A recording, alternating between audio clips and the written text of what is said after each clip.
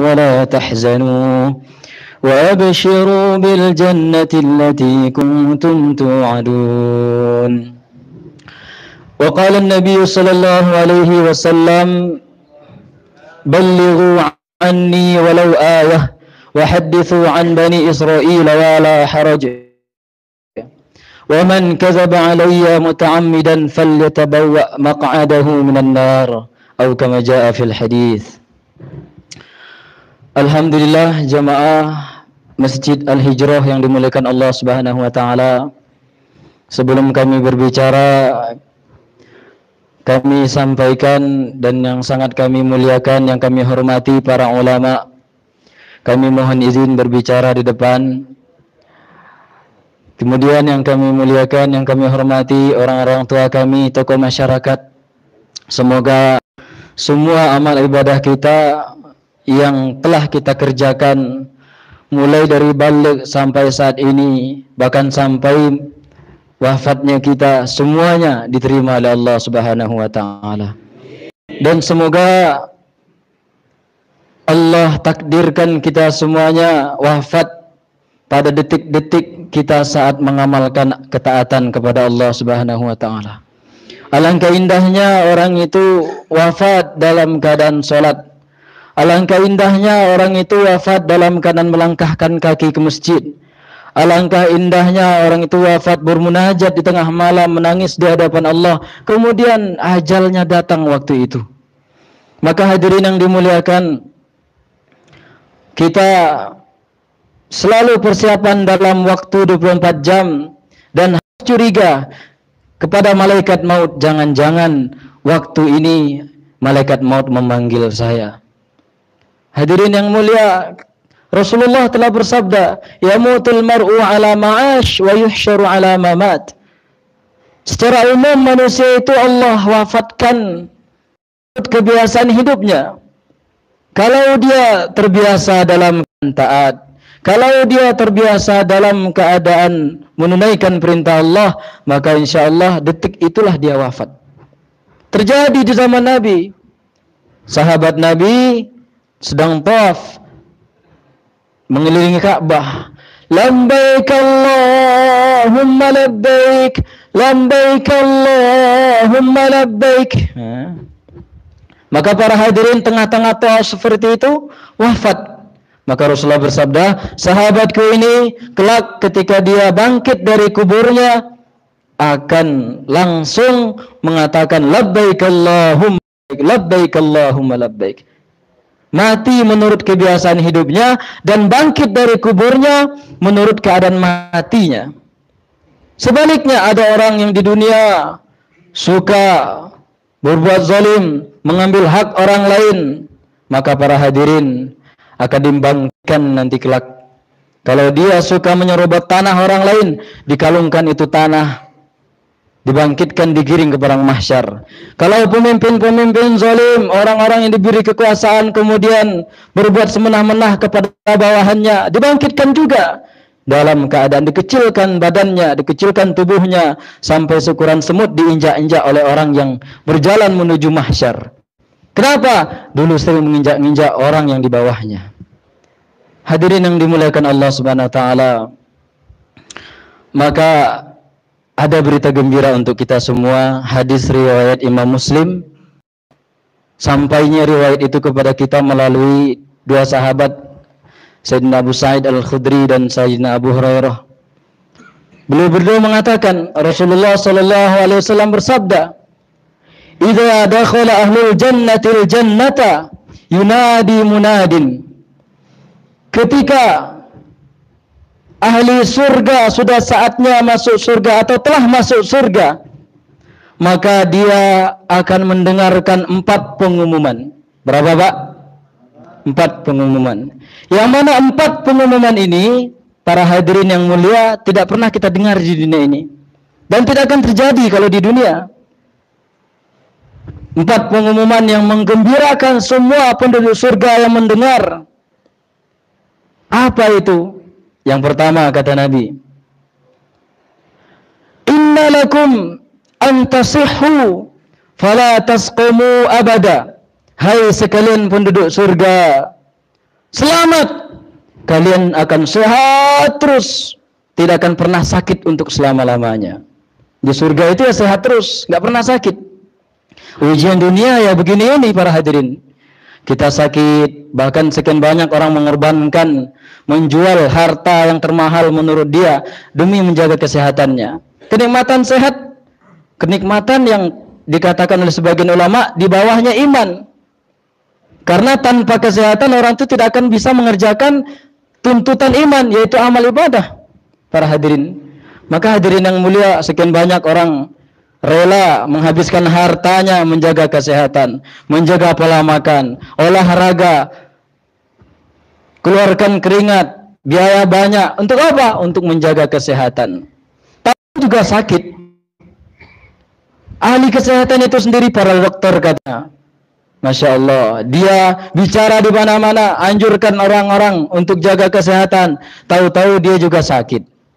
Kenapa? Memang dunia seperti itu para hadirin.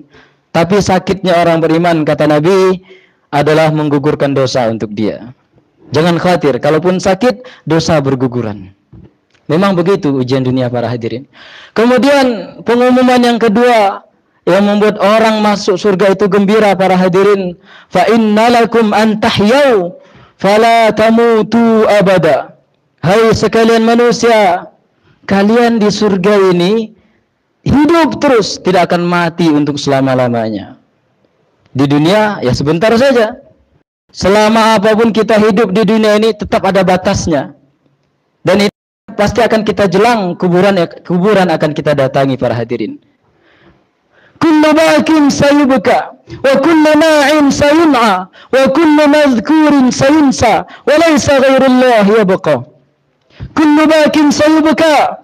Semua orang yang saat ini menangis karena ditinggal mati seseorang, suatu saat dia yang akan ditangisi karena kematiannya. Semua orang, wa kullu ma'in sayun'a. Semua yang saat ini umumkan kematian orang lain. Sekarang kan ada masjid itu Pak, ya enggak? Mungkin di sini juga ada. Kalau ada orang wafat di satu kampung, datang ke masjid. Inna lillahi wa inna ilaihi rajiun. Telah berpulang ke rahmatullah fulan bin fulan, rumahnya di sini dan di sana. Bagi saudara-saudara untuk mentakziahinya. Di mana-mana sering ada pengumuman seperti itu. Orang yang saat ini mengumumkan kematian orang lain, suatu saat kematiannya yang akan diumumkan para hadirin. Wa kullu madhkurin sayunsa. Orang yang saat ini terkenal, dielok-elokkan di mana-mana, disebut namanya, disanjung. Itu hebat. Gagah betul orang itu, terkenal, kaya, tampan lagi. Ya, silahkan. Tapi suatu saat akan dilupakan. Kenapa? Karena waktu akan dia menuju kematian dan orang akan lupa dengannya. Walaysa ghairullahi yabqa. Enggak ada yang kekal kecuali hanya Allah yang Maha kekal. Kullu man 'alaiha fan wa yabqa wajhu rabbika dzul jalali wal ikram. Semua alam semesta yang Allah ciptakan ini, lapis-lapis langit, planet-planet, gugusan bintang, hewan-hewan, manusia, bumi, penduduk bumi, semua akan Allah binasakan. Wa yabqa wajhu rabbika dzul jalali wal ikram. Yang Maha kekal siapa? Allah. Al-Hayyu, yang Maha hidup. Al-Mumit, yang Maha mematikan. Al-Muhyi, yang Maha menghidupkan kembali. Itulah Allah Subhanahu wa ta'ala. Kemudian baru pengumuman keberapa tadi para hadirin? Kedua. Yang ketiga, fa innalakum an tashibbu fala tahrumu abada. Hai sekalian penduduk surga, kalian di surga ini akan muda terus, segar terus, sehat terus, fit terus, dan tidak akan ada tua di surga ini. Maka bapak-bapak yang tua, ya, yang sudah tua, mungkin giginya satu persatu sudah mulai meninggalkan dia, nggak usah khawatir, jangan takut, tenang. Nanti kalau masuk surga juga akan dimudahkan lagi Allah, dirubah bentuknya menjadi muda kembali. Dan keadaannya akan seperti itu terus sampai selama-lamanya. Nggak ada mati di surga. Maka pernah itu Nabi itu juga keseharian beliau juga ada bercandanya, humor. Nah, beliau itu jangan dibayangkan sosok manusia yang serius, tegang kalau berhadapan dengan beliau. Ya memang beliau wibawa sekali. Gak ada yang berani aneh-aneh di depan beliau. Tapi beliau juga sesekali bercanda para hadirin. Guyon kata orang Jawa. Maka datang nenek-nenek tua kepada beliau. Wahai Rasulullah, beri saya amalan yang membuat saya bisa masuk surga. Maka kata Nabi, maaf ya nek, surga itu untuk orang-orang yang muda saja, orang tua nggak ada di surga. Maka para hadirin, nenek-nenek tadi baper para hadirin. Walah, kalau gitu ngapain saya hidup sampai tua? Mending mati muda aja dulu biar masuk surga. Yang dipahami sama nenek itu sekilas seperti itu. Akhirnya nenek itu nangis, aduh sudah tua. Kata Nabi nggak ada orang tua di surga. Maka sama Nabi dipanggil. Ternyata Nabi cuma bercanda. Nenek sini. Maksud saya, jika nenek itu terus taat kepada Allah masuk surga, maka suatu saat kalau sudah masuk surga, maka akan dirubah oleh Allah menjadi muda kembali, perawan kembali, seger kembali, kencang kembali kulitnya. Sekarang kan ada macam-macam perawatan, spa. Itu tujuannya apa? Mahal lagi. Ada yang sekali masuk 500, ada yang sekali masuk sekian. Demi apa itu? Demi menjaga awet muda. Ya di dunia nggak bisa. Apapun usaha untuk menahan muda yang nggak bisa. Karena bukan tempatnya dunia ini. Sebentar saja dunia ini. Tempatnya di mana? Di surga. Yang terakhir, pengumuman yang menggembirakan semua surga nanti adalah fa innalakum an tan'amu fa tab'asu abada. Sesungguhnya kalian akan terus bertambah kenikmatan kalian. Di surga itu saking nikmatnya. Nikmat yang satu belum selesai habis. Nikmatnya masih belum bosan, masih senang, udah diganti sama Allah yang baru. Tambah senang lagi. Per detik kesenangannya selalu bertambah. Itulah surga. Kalau dunia tempat bosan, kalau di surga nggak ada bosan-bosannya para hadirin. Itu diperuntukkan oleh orang-orang yang rela mengorbankan dirinya untuk taat kepada Allah, rela meluangkan waktunya berjalan kaki ke masjid demi ridhonya Allah Subhanahu wa taala. Maka para hadirin, kita tingkatkan keimanan kita, tingkatkan ketakwaan kita, tingkatkan rasa kebersamaan dengan Allah. Ibadah kita, munajat kita kepada Allah Subhanahu wa taala. Kemudian ada beberapa poin penting yang ingin kami sampaikan di sini. Kehidupan yang sebentar di dunia ini selalu berada di dalam kesaksian. Yang mana semua saksi-saksi itu digerakkan yang maha saksi. Siapa? Allah. Dan semua saksi-saksi itu akan bersaksi pada hari kesaksian. Itu pun tidak lama. Sebentar lagi kita diwafatkan. Kemudian dibangkitkan.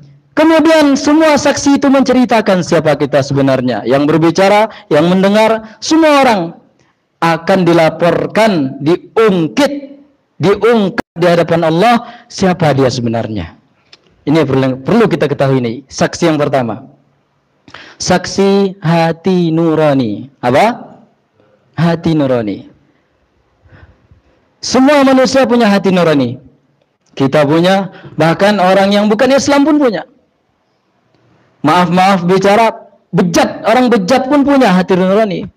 Buktinya ketika dia mau mengerjakan satu kejahatan, hatinya langsung bilang, ini tidak baik. Saya rasa semua jemaah mungkin pernah ingin melakukan tindakan yang kurang benar, terus langsung hatinya mengatakan, ini tidak baik. Itulah hati nurani. Sehingga kalau kita bermaksiat, sebenarnya kita bermaksiat pada diri kita. Kalau kita berbuat zalim, maka ternyata sebelum menzalimi orang lain, kita terlebih dahulu menzalimi diri kita. Hati nurani cenderungnya ingin berbuat baik. The foul feeling sees the truth. Ia selalu berbicara tentang kejujuran. Surat Al-Adiyat ayat 6-7. Gimana bunyinya?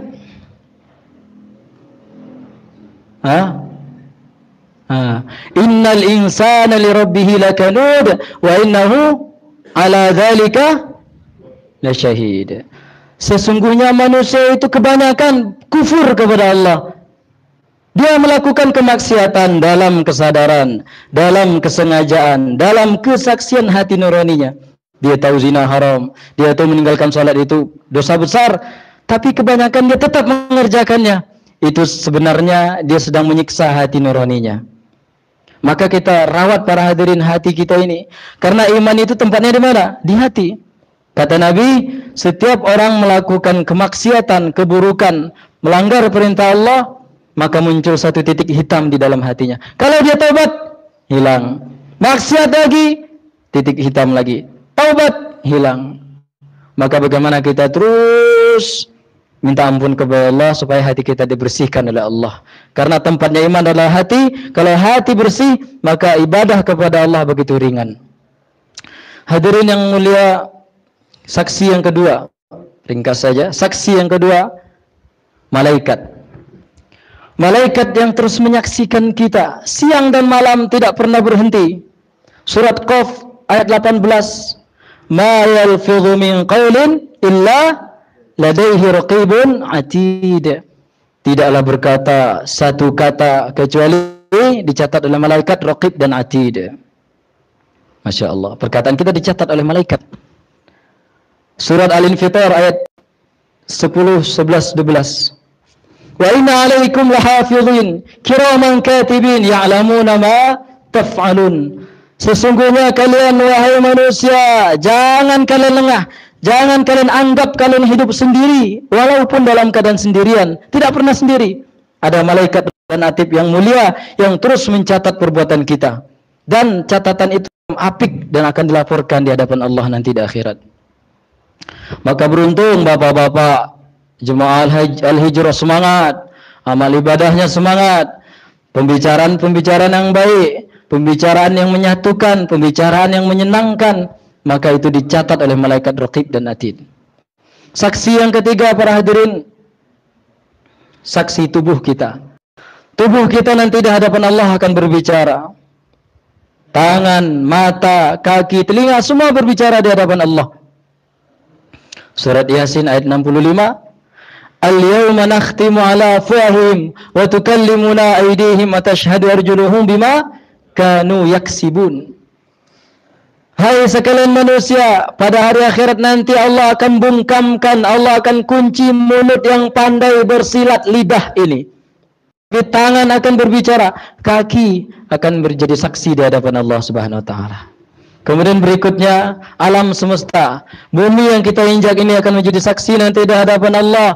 Tanah, jalan-jalan yang pernah kita tempuh saat ini sedang merekam kemana saja kita melangkah. Surat Yasin ayat 12. Inna nahnu nuhyil mauta wa naktubu ma qaddamu wa atharahum wa kulla syai'in ahsaynahu fi imamin mubin. Kami yang menghidupkan dan mematikan, dan kepada kamilah engkau akan kembali. Dan Allah rekam apik, rekam dengan rapi, bumi merekam dengan rapi kemana saja kita melangkah sehari-hari. Kemudian saksi berikutnya para hadirin, jin dan kelompok-kelompoknya menjadi saksi di dalam kehidupan kita ini. Maka kita hati-hati para hadirin. Jin itu makhluk yang tidak tampak, tapi ternyata dia bisa melihat kita. Jelas. Surat Al-A'raf ayat 27 gimana ya? Innahu yarakum huwa wa qabiluhu min haitsu la tarawnahum. Sesungguhnya jin dan kelompok-kelompoknya menyaksikan kalian, tapi kalian tidak dapat melihat mereka. Kemudian para hadirin manusia, sesama kita ini nanti akan bersaksi nanti di hadapan Allah. Maka beruntung orang-orang yang berkumpul dengan orang soleh, orang-orang yang ngaji dengan para ulama, dan petuah-petuah para ulama. Itu nanti ulama itu ketika beliau masuk surga akan mengingat jemaah-jemaahnya, akan mengingat orang-orang yang pernah dijumpainya. Para hadirin yang mulia, itu dalam satu kitab namanya La Tahqiranna Minal Ma'rufi Syai'a, ditulis oleh Syekh Nurdin Marbu Al-Banjari. Itu Rasulullah bersabda di hadapan para sahabat, suatu hari ada seorang musafir, orang soleh, musafir mengadakan perjalanan jauh, maka pertengahan jalan di padang pasir yang kering kerontang, makanannya habis, minumannya habis, berjumpa dengan satu orang. Orang tadi memberikan minum kepada orang saleh tadi. Pertama kali berjumpa, pertemuan pertama kali dan terakhir kalinya. Setelah itu tidak pernah berjumpa lagi. Maka para hadirin, kelak sampai di akhirat, kata Nabi, orang soleh itu diterima amalnya oleh Allah, melintasi jembatan sirat, berhasil mau masuk surga atas izin Allah. Diperdengarkan kepada orang soleh tadi suara dari neraka. Syekh, Tuhan, tolong saya. Siapa itu? Ditengok ke bawah. Apakah engkau masih ingat dengan saya? Siapa kamu? Maka para hadirin, terjadilah di situ nostalgia, flashback kepada masa lalu. Orang yang masuk neraka tadi mengingatkan, wahai Tuhan, tolong ingat saya dulu ketika engkau melakukan perjalanan jauh, tengah perjalanan padang pasir yang kerontang, bekal engkau habis di jalan, aku memiliki kantong air, aku berikan kepada engkau. Saya, oh kamu yang dulu pernah memberikan aku minum ya? Iya. Saat ini engkau beruntung sebentar lagi masuk surga, tapi saya nasibnya malang melintang. Ginilah keadaan saya saat ini. Akhirnya para hadirin, diambil itu tangannya, diajak masuk surga bareng-bareng para hadirin. Beruntung kalau orang itu kenal dengan orang soleh. Itu pertemuan kapan? Pertama dan terakhir kali. Setelah itu nggak pernah ketemu. Kedua kalinya ketemu di akhirat. Apalagi berkali-kali ketemu orang soleh para hadirin. Akan jadi saksi kebaikan nanti di hadapan Allah. Teman-teman kita, seperjuangan kita, semuanya menjadi saksi nanti di hadapan Allah. Kemudian yang terakhir para hadirin, puncaknya saksi yang menggerakkan semua saksi siapa? Allah. Alam tara anna Allah ya'lamu ma fis samawati wa ma fil ard. ما يكون من نجوى ثلاثة إلا هو رابعهم ولا خمسة إلا هو سادسهم. Dalam Al-Quran Allah berfirman, apakah kalian tidak sadar Allah menyaksikan, mengetahui segala yang ada di langit dan di bumi. Tidaklah pembicaraan rahasia 3 orang, Allah yang keempat. Pembicaraan rahasia 5 orang, Allah yang ke-6. Disediakan oleh Allah Subhanahu wa taala. Inilah yang membuat orang beriman, yang membuat orang-orang yang cinta kepada Allah, cinta kepada Rasulullah, ingin menyongsong surga, membuat dia senang beribadah, GR-nya hanya kepada Allah. Tidak mau dia beramal kepada selain Allah. Riya jauh dari dia. Kenapa? Karena semua menggerakkan adalah Allah. Para hadirin, kalau kita ibadah tidak ikhlas, itu sama saja bermaksiat kepada Allah. Maka dia merasa disaksikan oleh Allah, membuat dia taat itu ikhlas murni hanya kepada Allah Subhanahu wa taala. Maka bagaimana? Mudah-mudahan apa yang kita bicarakan setelah maghrib ini menambah keimanan kita, menambah keilmuan kita, menambah kesemangatan kita untuk taat kepada Allah, mendekatkan diri kepada Allah Subhanahu wa taala. Amin ya rabbal alamin. Kurang lebihnya mohon maaf. Apa yang kita dengarkan kita ingat, kita amalkan, dan kita sampaikan kepada orang lain. Insyaallah hadirin. Kurang lebihnya mohon maaf. Sempurnanya majelis kita tutup dengan doa kafaratul majelis.